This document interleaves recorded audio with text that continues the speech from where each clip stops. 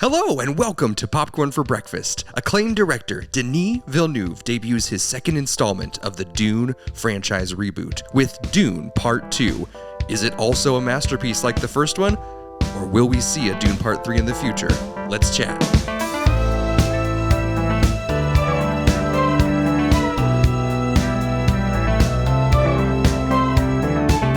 This is Popcorn for Breakfast, presented by St. Louis Area Smoothie Kings. Now, here are your hosts, Cam and Kirk.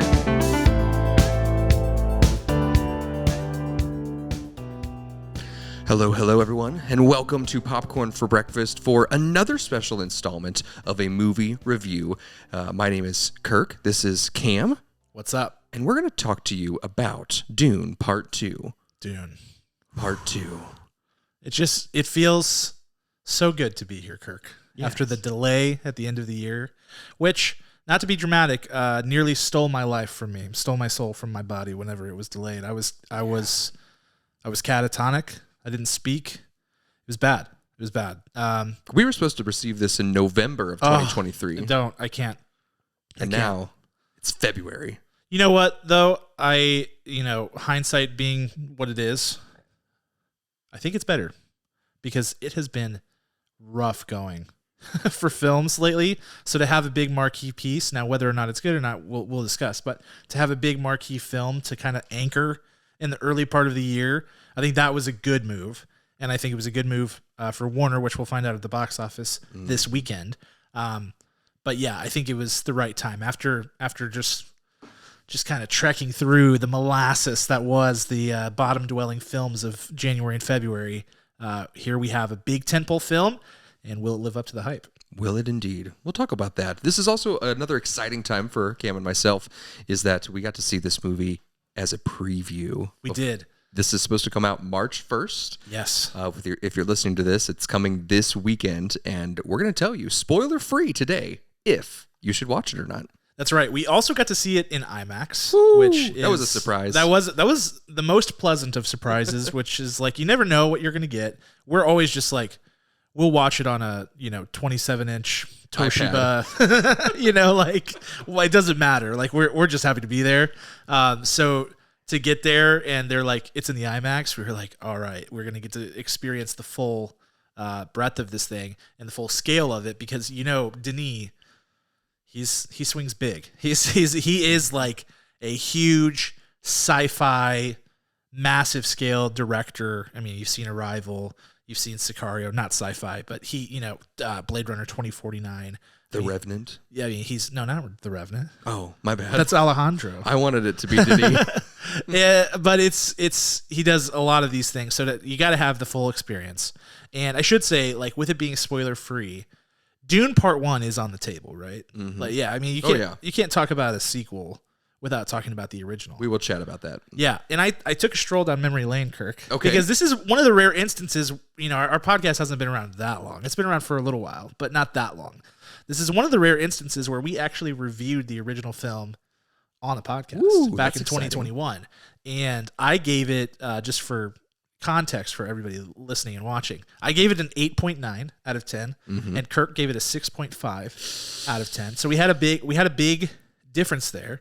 But I did want to ask you, like, and if you think the appropriate time to answer this question is later, you can. But like, have you revisited the first Dune movie in this franchise, not the 1985 David Lynch? I've done both, actually. Oh, I'm so sorry. I have too. I feel so bad for you. Yes. Though the House Atreides family pug is my favorite thing ever. Like, yes. Like, why do they have a dog? Here are all of these futuristic creatures and advanced life forms, and we've got a pug. Yeah, it's like, here we go from the luscious planet of Caladan to Arrakis, the desert wasteland, and here's my dog just sitting in my lap like Dr. Evil. Yes, it's crazy. Yes, and Paul inherently is our protagonist. Yet no matter what you put Kyle MacLachlan in, who was in the original Dune in 1984, looks like a villain in any shot. It's so true. I don't understand. He's so sinister looking. It just anyway. So he's got evil in his heart. That's why. Now that I know that you've got a chance to revisit the original Dune, did you, before seeing this and having rewatched that, do you stick by your score? I feel like I do stick by my 8.9 on it. I don't stick by my score. I'm shocked that it is a 6.5. I hope that I gave good supporting arguments for it. You did. Actually, I was very impressed. I was very impressed, Kirk. I thought you were like, I think when the second movie comes out, you were like Nostradamus a little bit. You're like, when the second movie comes out, it's going to enhance this one if it's of the same caliber, because there's just so much more. There's so much more runway for that. So we'll see if you liked this one, then in theory this one, the first one would be better. But are you saying that because I've gotten dumber over time, or no? I was so prolific and like a movie prophet then?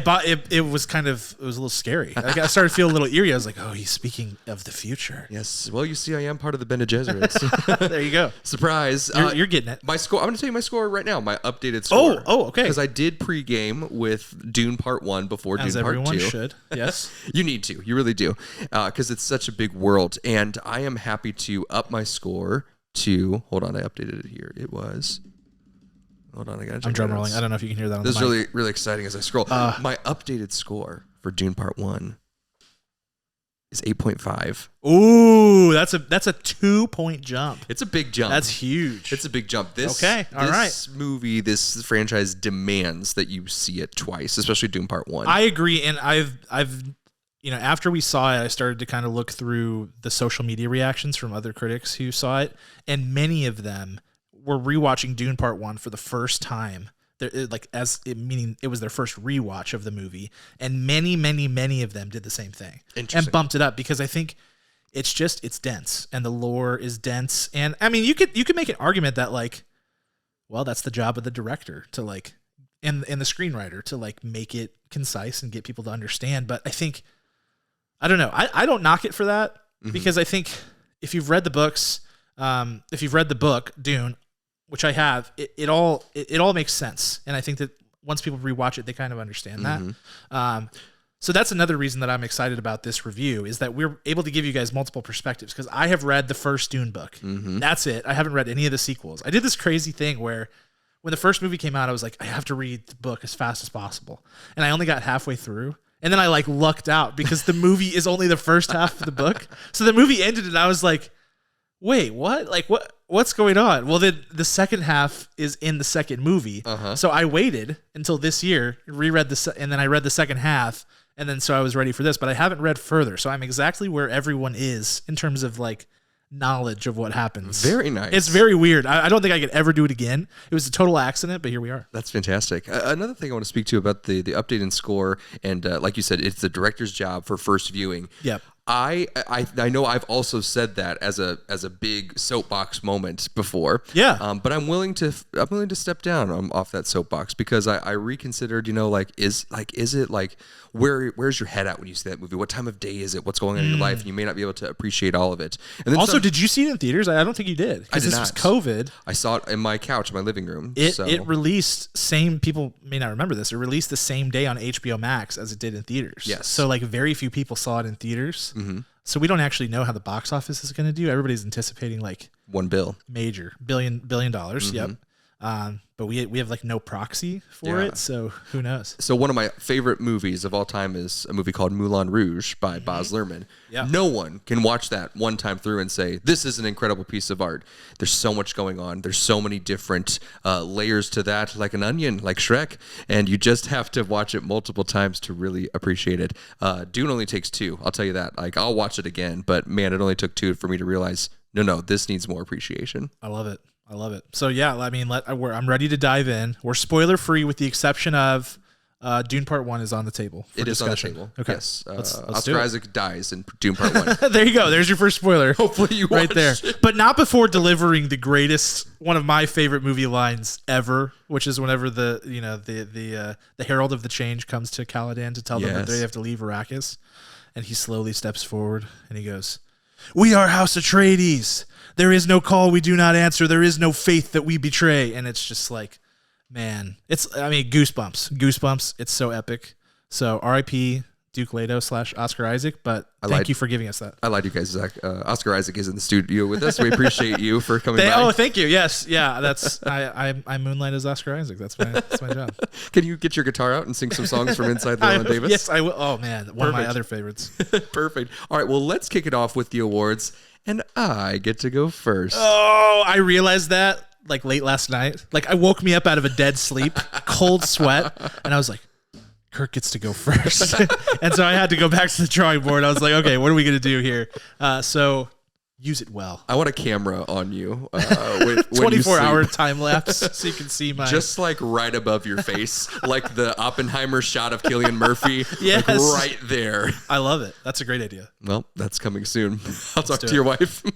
First up, and the Oscar goes to the Best Actor Award for this film. In my opinion, there's no other answer than Rebecca Ferguson. Ooh. Ladies and gentlemen. Fergie Ferg. I mean, I don't know why she hasn't been given an Oscar for every single performance of every single film she's been in. She is just absolutely mesmerizing. The commitment that she applies to her role, and specifically this one. I mean, she had an impossible task. So there are obviously people out there who love the literary power of Dune prior to the movie being made, right? So Cameron was interested because it's coming out, and he loves to read. So bravo. So it was very timely for that to happen. But she had the impossible task of creating a magical witch society.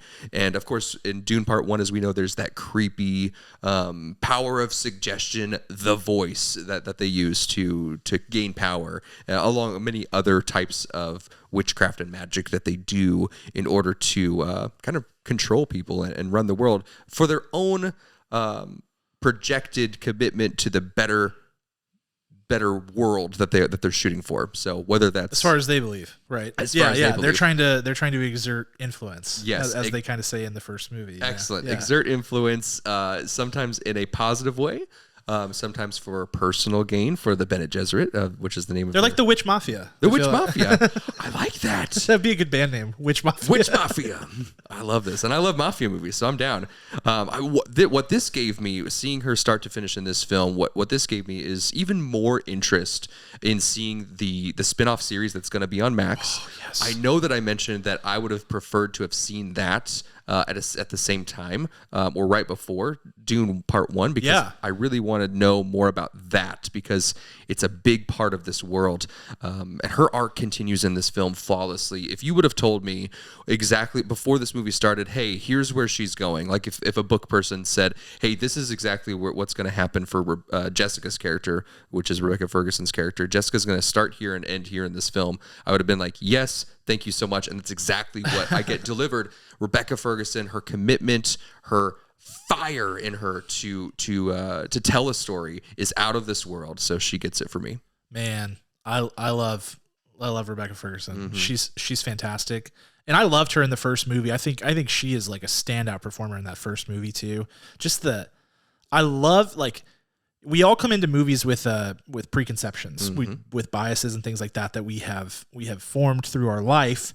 And one of those things is the relationship between a mother and her kids, or a mother in this case and her son. And she lets us know immediately in the first movie that this is not a mother-son. This is not your typical mother-son relationship. Are there aspects of it? Does she love him? Absolutely. Are there other things at play? Absolutely. And Lady Jessica is, both in the movies and in the book, just such a difficult character to take your eyes off. I mean, you can't. You're just like, what does she have going on? What is her motive? What is happening? Who does her allegiance lie to? Yeah, who's pulling the puppet strings, if anyone? Or is she flying solo? There's just so many question marks, and I just love how she takes full advantage of that in this movie. So I think that's a great pick. We're going to stick with, it's going to be ladies' night tonight on the podcast, I think. Oh, yes, it's ladies' night, and the feeling's right. Who you got? Because my Oscar is going to Zendaya. Hey. Oh, my gosh. I thought she was stellar in this movie. I just, I could not believe where she was able to go with this character, and a character that in the book is similar in nature to what they do in the movie, but they do some other very different things with her personalities. And a big portion of this film is the interpersonal relationships that develop, and as you would expect later on in the story. And she is just like masterful. She's like a revelation in her scenes. She feels so real. She's just totally her own person. She feels genuine. I've not seen her perform like this before, and she's done some incredible things that I have really loved. Like, I mean, I've loved her in a lot of things that I've seen her in, but I've never seen her like this. Like, I couldn't believe my eyes. I just thought it was a stellar performance. I thought her character's arc was epic. I thought she, again, to use a term that you used, had the fire. You know, she was just really intense. I mean, you see some of that in the trailer, that she's like, you know, she's not a pushover by any means. I mean, she has what she has her moral compass of what she thinks is right is wrong, what's right and wrong, and she's not gonna sway from that. And she just like punches you in the face with this performance. It's so powerful. I loved it. Zendaya as Chani, no notes. 10 out of 10. Beautiful. Great job. It's so true. It's so true. Everything I've seen her in before, like, she played the part of those characters. She fell short in some cases, and I was just like, all right, well, she's just out there. She's just a Hollywood actress in these roles because she's popular, and sometimes she does a good job, sometimes she doesn't. Honestly. Yeah, there's the inconsistency there with some of her other performances. Yeah. Like, particularly in that Spider-Man trilogy. I think there are times where they didn't know what they wanted her to be. Yeah, there are times where you're like, wow, she's so great. And there are other times where you're like, ooh, that was not a good scene for her, or that was a poor delivery. She's not aware of where the character's at. And some of that comes to direction and things like that. But in this, I was like, she's got it. It was so good. She's cooking. And what a deficiency that Dune Part 1 had when the advertisers are like, Zendaya's I here. know. And she shows up in a dream sequence and the very end. Yes. I mean, how much dialogue does she get in that first movie? Like, next One to sentence. none. Seriously. It's crazy. But this one, she really has the opportunity to have a fully developed character. She has a lot of screen time and is very critical to the plot. So absolutely. Great selection. Great selection. Moving on to our scene stealer. Who caught your eye? Who grabbed your attention? Who did you want to see more of every time they were on the screen?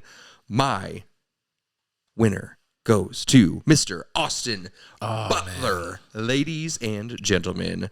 Wow. Yeah. Wow. From the moment he comes on screen, I don't know if you understand this, but most Hollywood lead actors are just in incredible shape. That's just something that happens. When he opens up, I'm like, do they have a body double? Because he's like 3 times the size he was in Elvis. Is this like a wax figurine? Yeah, like what's happening here? I wouldn't be mad. There's camera tricks like that all the time in movies that we don't even realize. But I'm like, I mean, he's a good-looking guy, but holy cow. Like, the lengths that he went to say, no, I have to be a threat on this screen. You know that he's a villain from the trailers. I have to be menacing. And dear me, he looks incredible. His makeup, his costuming, his physique, and most of all, his acting. So the question, of course, is he going to be a one-hit wonder with his success as Elvis? And the answer is no. He is here to stay. I thought he was incredible in Once Upon a Time in Hollywood. Elvis, out of this water. I was contending for him to win. I wish it's fine that he didn't, but he was up there and he would have deserved it. And in this, honestly, this could be a Best Supporting Actor if the Academy wants to go that way. Seriously. So his character is the nephew of the Baron, Foyd Rotha. Am I saying that right? Fade Rotha. Yeah. Fade Rotha. I wasn't saying it right. Fade Rotha. You could have, Kirk, it's no, it's absolutely okay. wrong. It's all right. Fade Rotha. And he's the nephew of the Baron, played by Stellan Skarsgård. Am I still right in that lore, right? Yep, okay, exactly cool. right. Stellan Skarsgård you saw in the first one. And one of the things that he did in his prep, and this has come out publicly, which is fantastic, is that he got a voice coach, a dialect coach, to get him out of the thick of Elvis, because he started filming this pretty much immediately after. And what he did was he said, wait a second, I'm Stellan Skarsgård's nephew. I need to sound like him. And there are scenes in which they're cutting away to different dialogue, and I tell you what, you barely know that it's Austin Butler or Stellan Skarsgård speaking. And that testament, that devotion to making sure that familial connection is there with the connection of their characters as well, is so masterful. And I appreciate it so much. I see you, Austin Butler, and he gets the win for me tonight here. It's not just the voice either. Like it's a full it's hard to even, I don't even know how he got to that level of detail, because he is his own character, but there are faces that are made. There are. Like that sly smile that Stellan Skarsgård's character has, just like a little evil smirk. He has that same thing. Yes. And a scene stealer, I mean, that's the name of the category, and it could not be more true. When he comes on the screen, you're like, I mean, just like jaw dropping. You cannot look away. And I think the thing too, and they say this in the trailer, so this is not a spoiler. They say like he's demented. He's a psycho.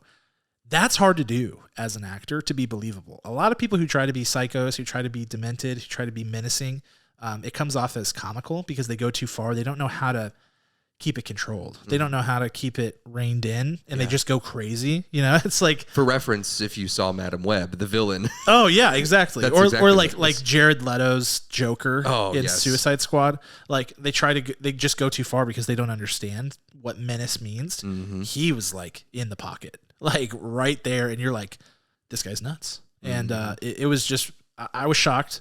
I feel like we've been bamboozled a little bit. There's been a lot of like social media chatter about like, oh, he still sounds like Elvis. He still sounds like Elvis. And I'm like, I've seen some interviews where he does. So I know that like there were times over the last couple of years where he did, for sure. Yes. But I mean, not anymore. Yeah. I also think it's just like that role changed his like outlook on life in general. So I think he's matured. Like he is still a young actor. I think he's like 25 or less. So like he just went through a huge change in his life as well. So I think there's so many different variables to that. Yeah. I love that pick. Overall. My scene stealer, this is tough because I mean, you can't think about scene stealer without thinking about Austin Butler. Mm-hmm. But for me, it's Javier Bardem. Yes. It's as Stilgar. I thought he was awesome, and Stilgar's such an interesting character, and I just love the confidence with which Javier Bardem attacked this. He's obviously got familiarity with Denis Villeneuve. They've worked together in the past, in the same way that Josh Brolin does. They've collaborated a couple of times, but Javier Bardem just felt like he was trying stuff on set, and like some of it worked, and when it did, it just added such a level of authenticity to his character and just helped this world, which is a very like stellar, interstellar sci-fi world. It just helps ground it in such a way that is so necessary, especially since this movie, if you thought the first movie was like crazy, holy mackerel, this is like to the nth degree. I mean, it just like, it really goes. And having a character like Stilgar, who, again, like Zendaya, very, very, very minor character in the first movie.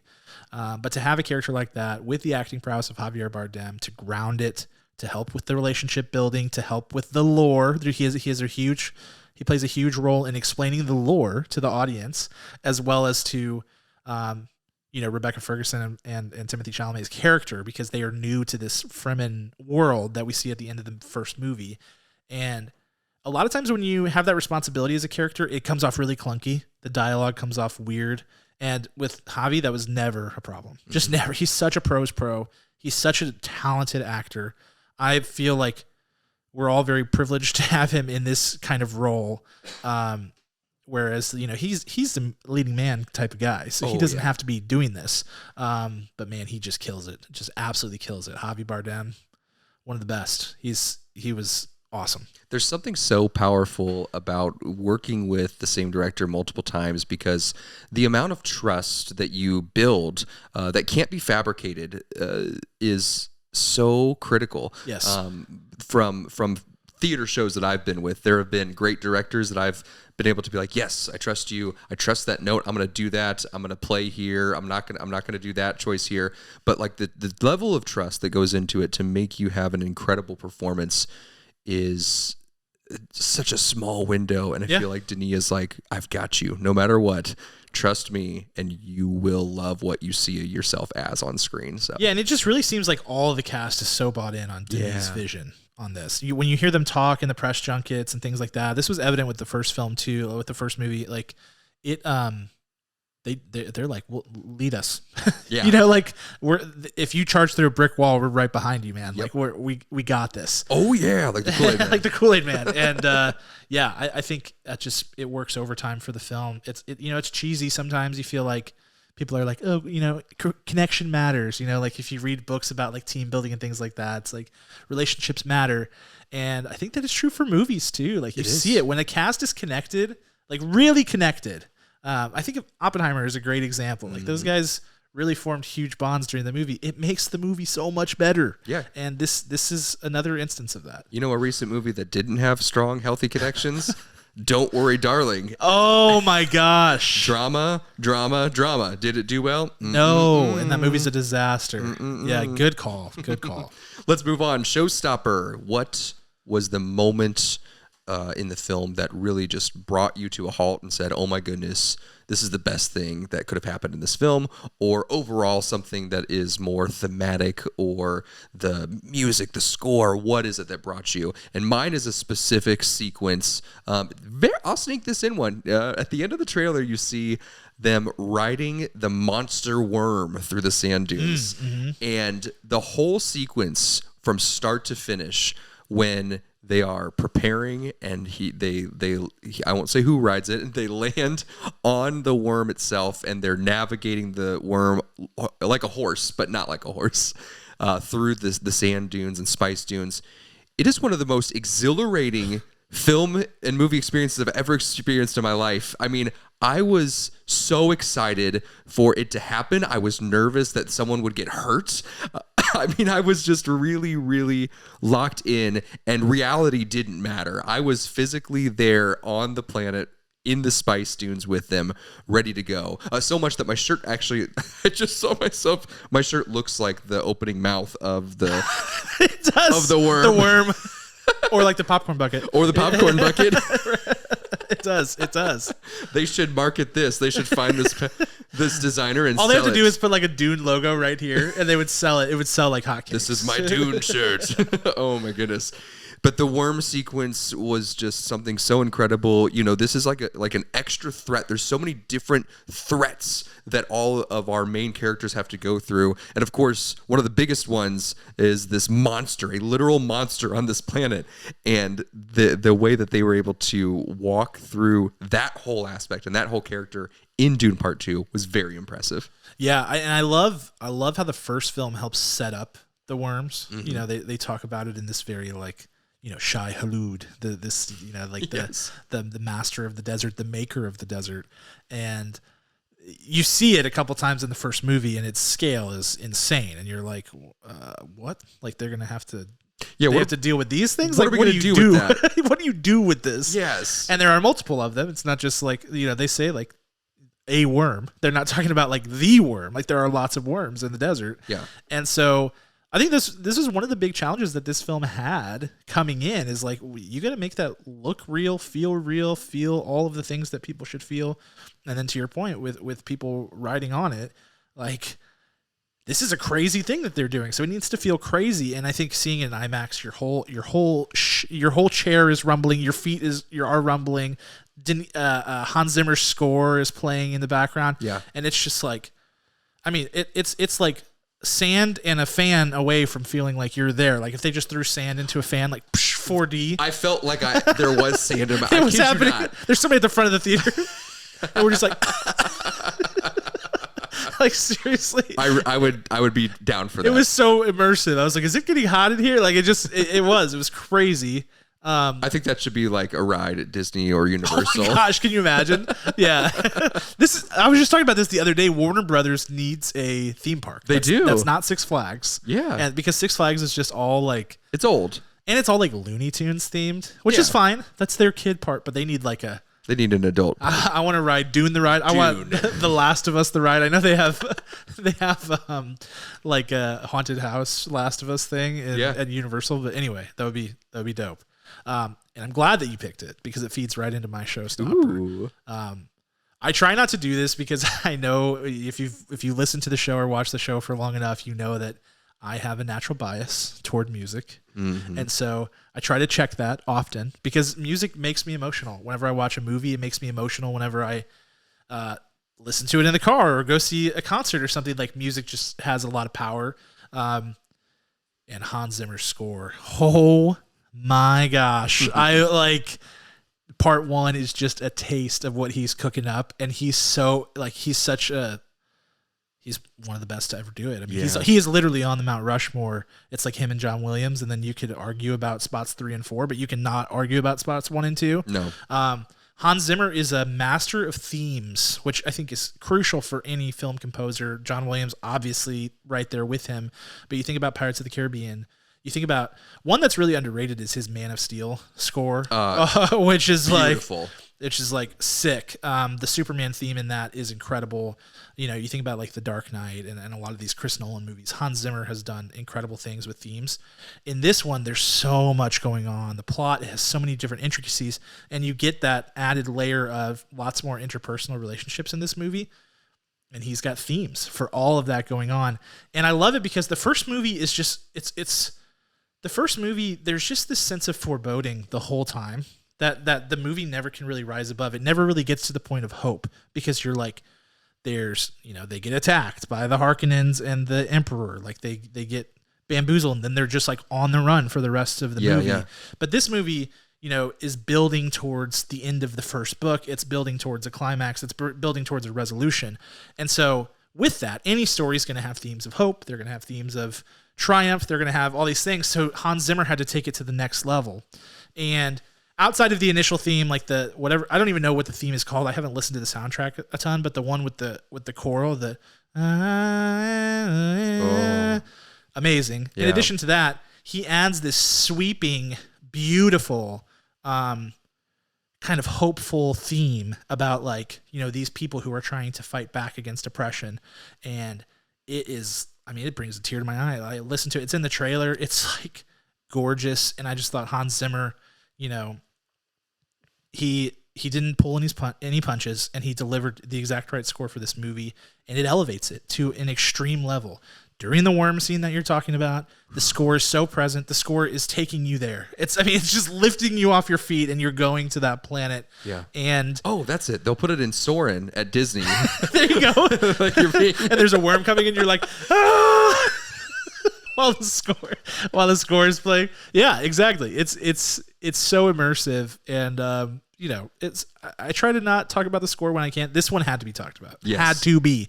It's so good. I will listen to it now when the soundtrack releases. I don't know if it has yet, but I'm going to listen to it in my car and just be taken away. It's beautiful. You time your workday out right, you could have an incredible euphoric moment of an accomplished project. Send. Yeah, it's just you did a great job, Cam. It's so good. It's so good. So I'm glad I got to talk about it. That's beautiful. That's absolutely beautiful. Yeah, I love how you also said, like, you know, we don't get a full climax in part 1. No. Because it's halfway through the book, you know? It's like the first major obstacle that all of our characters run through. So it's a seeming climax, but it feels like something should be bigger in this giant world. Yes. And this is exactly why. There's a super cut of these two parts in the future, I feel like. So let's talk now about the director's shoes. Let's slip into Denis Villeneuve's sneakers. And I don't know why he's wearing sneakers, but today he is. I feel like he would. And we're going to say, hey, I would think we should have changed this about the film. Mine obviously goes to my constant battle with Timothée Chalamet. Oh, no. I wondered if this was going to rear its ugly head. After the acting superlatives, I thought, here it comes. Now, let me say this. In rewatching Dune Part 1, I will say he did a better job than I remembered. Mm-hmm. There are strong moments. You have that in writing, Cam. I texted you. Yeah, good. He has a couple of strong acting moments in that. So good job. And I hope that it's the path for the future for him. But there are some really poor acting choices by Timothée that should have been addressed, and maybe Denis tried to. When Timothée gets angry, there's no emotion behind it. Because anyone can scream. That's very simple to do. But anyone who knows like a powerful moment, a motivated yell, like why would I escalate to yell, right? That's when things are magical. So you look at Josh Brolin in this film, you look at Batista in this film. Oh yeah. There are moments in which they need to raise their voice to demand power, and when they do, it's like, yeah, that made sense. There's a motive behind that. But when Timothée shouts and yells out of like his teen angst character side of him, his moody, broody moments, they're just so unexpected. They're so secondhand embarrassment. It bothers me to a great degree. So Timothy, I think what you really need in your life, because you are so young and you started in this business so young, this is me just talking to Timothy. As one does. You need to go through some tragic moments. I need some terrible things to happen in your life. Oh, I need you to have loss. I need you to have a breakup. I need you to have multiple millions of dollars stolen from you. Oh my Something gosh. that makes you understand Demented. that life is hard. And I think the people that really can get to that level are people who have been through the thick of it. And the second one I have is there's a section of the film after we meet Austin Butler's character. It goes a long time. It's a lot of expository stuff. A lot of good stuff happens in it, but there's not the same momentum to the film. I gotta, again, on rewatch, I gotta figure out what section that is, but it's immediately following Austin Butler's big introduction, and then for a while before I really get locked back into the movie. So there's a little bit of a momentum issue for me. Yeah. I can actually, typically I will combat you head on the Timothée Chalamet stuff, because I tend to be higher on him than you and some others. I can see the like yelling just to yell thing. I always think back to this this interview I saw with Jake Gyllenhaal back in the day, where he was talking about how he was in a movie with Chris Cooper. Yeah. I can't remember which movie it was, but if you know Chris Cooper, he's always playing like kind of a bad guy. Yes. But he's always, his characters are always so layered, and there's always so much life behind them. I feel like I think he's underrated as an actor. And he was doing a scene with Chris Cooper, Jake Gyllenhaal was, and after the scene, Chris Cooper goes, "What are you doing? Like, oh gosh, you're just yelling." And they say that, like, he said in the interview, Jake did, that like it's he's a soft-spoken guy, Chris Cooper. Like, he's not one who's going to speak up very often. He kind of keeps to himself. So for him to like reach out and be like, "You're just yelling." He's like, instead this time, listen to what I'm saying and react to it. Like, that's acting. You can't be waiting to yell. You have to hear it and digest it and be like, that made me angry. and then act accordingly, which I think is probably way harder said than done. Yep. Or way easier said than done. And I think it's a hard thing to do. So yeah, I think he needs a little bit more polish. I agree with that. I'm going to lock him in a room with Chris Cooper, Timothy and Chris Cooper. Yeah, let's do it. Let's start a little mentorship there. I think he could benefit from it for sure. Okay, my director's shoes is similar to your second one in that there is a bit of a character imbalance that happens at the end where, and actually this exists in the book too, I have to say, where there are a lot of moving pieces going on at the end, and it's difficult to figure out. And I think it was difficult for Denis and his team to figure out what's the chronology of this that makes the most sense, to where our audience isn't feeling like they're being jerked around in every direction. There is a portion of this movie that's shot on where they go to Giedi Prime, which is the Harkonnen homeworld. You see it in the trailers where everything is like black and white there. And so if you were to jump back and forth from that world to Arrakis, it would feel very frenetic and kind of crazy and a little bit off balance. And I think that's what they were trying to avoid. But because of that, it's like you get some questions near the latter half to third of this movie where it's like, why are we introducing this character here? Why are they getting this much time versus like cut that down a little bit? Or it feels like we haven't seen this person in a long time. What do they have going on? There's just a little bit of an imbalance. I mean, it's like, I'm nitpicking here. Does not ruin the effect of the movie in any way. There's just times where you're like, hey, you know what? We haven't seen whoever for a while. What's going on there? Because they were about to do something crazy, or there was something big that was about to happen. And now we've been here for a little while. So again, I'm like the smallest of critiques here, but that was the only thing that there is a section. I think you're probably talking about the same section where you feel it a little bit, and you shouldn't feel the pull of it at all. You should feel like along for the ride in a good spot the whole way. And there is a brief moment where you're like, okay, hold on. We've been here for a bit too long, or we haven't heard from this person and we need to move on. So that's my director's shoes. Yes. And there are some critical moments in that section that I missed because I wasn't engaged. And I even had later something is revealed out of that. And I'm like, Cam, what? Yeah, right. Cam's like, oh, they said this. I was like, Oh, I know where they probably said it. During that chunk where I kind of disassociated. When I was eating snacks to stay awake as fast as I couldn't hear it over the crunch. Yeah, so that's definitely a struggle for the film. And I think, again, on rewatch, I think it'll all piece together. So let's chat about final thoughts and scores. Again, just like part one, this movie demands at least a second viewing. Having prepared with the first one helps insanely well with understanding where you're at and being in the right headspace. Like, you couldn't go into this movie having watched Priscilla the moment before. Like, you'd be sadly confused the entire time. Your body would be out of sorts. Maybe you would start like gyrating at the hips while you're trying to watch Dune. Yeah, definitely. That's very relatable. I do that all the time. Like, oh, Timothée Chalamet. I've taken on a liquid state. I don't know. So make sure you watch Dune Part 1 before you go see Dune Part 2. That is critical and will put you in the best success to understand it, where everything is at. But I feel very comfortable laying down this score that I'm about to say with my revised 8.5 for Dune Part 1. This one's going to settle, and I feel like it's going to be locked in for a while. Obviously, I'm going to give it room to breathe, but I don't know. I'm going to plant my flag this time. I think it's going to stay where it's at. All right. Because I think Dune Part 1 was something of a marvel. This one really still is. It's very strong. My score for Dune Part 2 comes to a 7.8 out of 10 kernels. Whoa. Lower.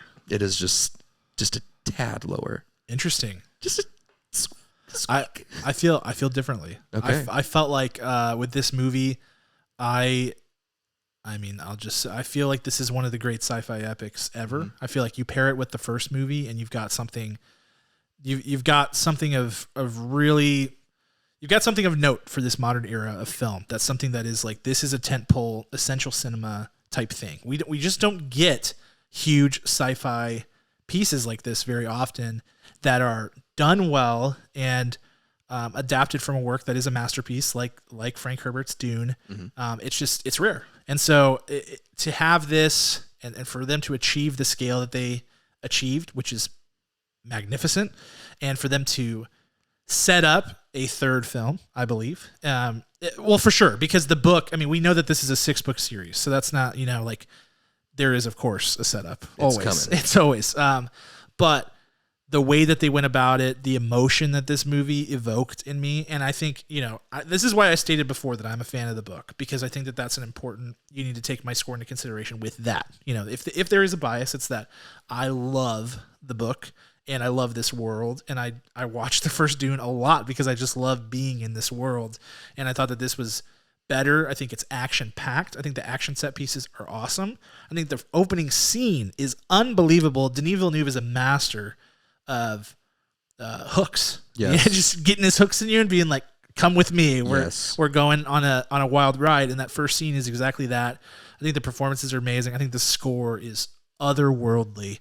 I'm going high. Are you ready? Brace yourself. I'm ready. I'm going 9.5 out of 10 for Dune Part 2. Wow. I really loved it. I think everybody should see it. I think everybody should watch Dune Part 1 first, like you said, and go into this. I think it is the epic cinematic event of this year until something else comes and knocks it off, maybe. I don't know. It's a sight to behold, for sure. Yeah. For sure. I think the coherency of Dune Part 1 is so strong for me. And that story, thankfully, solidifies understanding Part 2. Yep. The section that might raise my score, again, I planted my flag, so we'll see. The section that might raise my score is if I can watch that section that I felt like lost momentum. But there are so many moments in Dune Part 2 where, I know I've talked about this before, where we think that there should be, or I think there should be, an Oscar for best scene. Yeah. And like the opening sequence, that could be a nominee. The worm riding, that could be a nominee. And the introduction of every character in this film, all of those could be nominees. So that, I feel passionately, that gets me to the highest, to the top of that score. And then the rest of it is like, okay, it wasn't as cohesive as I thought it was going to be, but we'll see on second viewing. Yeah, I think good scores from both of us. First of all, I don't think 7.8 is a bad score. Not at all. It's definitely not. Do you think that this movie is more ambitious than the first movie? I do. Yeah, I do too. I think the that's one of the things for me that like it's so ambitious, this whole franchise, because the original work is crazy. It's crazy, and it's not the world's most digestible sci-fi narrative. It's just not. There's a lot of weird stuff going on. There's a religious component. Yeah. There's this like desert ecological component going on. There's all these politics of things that are never really fully fleshed out, because you don't need to know everything that's going on. Some things are just like alluded to, similar to the first movie. And so it is such an ambitious project. And I think with that comes risk. You know, there's a reason that people don't take huge swings like this all the time. But yeah, I mean, I thought it worked out.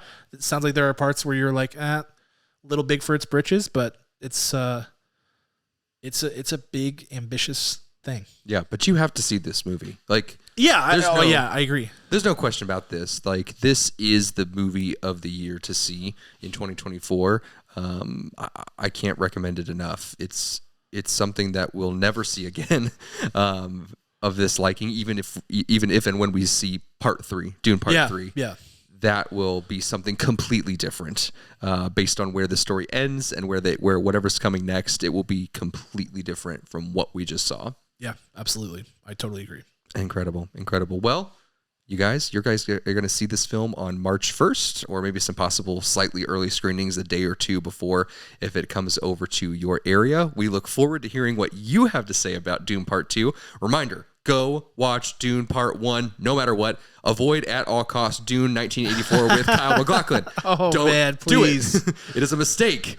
Unless you want to watch the first 15 minutes and just laugh. Yeah, it's good for a laugh for a bit. Yeah. And then the laughter turns to tears, because you're like, why have I put myself through this? Why was someone paid to do this? And I'm saying that as someone who understands David Lynch's appeal as a director. I can't say that I love David Lynch, because some of his movies make me really uncomfortable, and I have trouble reconciling that.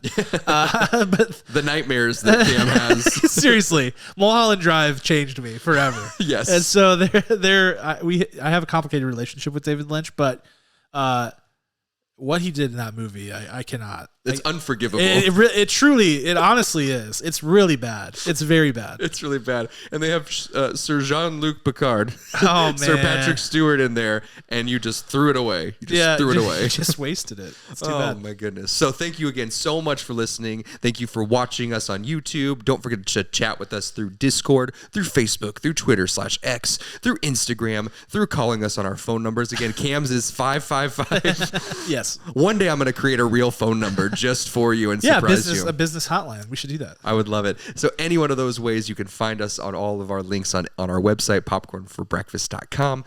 And anything else, Cam?